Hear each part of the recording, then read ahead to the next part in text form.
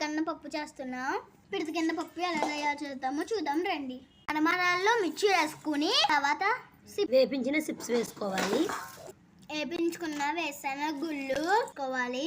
సన్నంగా తరుక్కున్న ఉల్లిపాయ ముక్కలు, టమాటా ముక్కలు వేసుకోవాలి.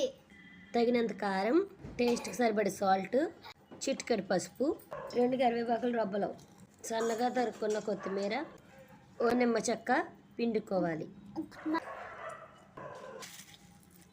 ఇలా అన్నీ బాగా కలుపుకోవాలి.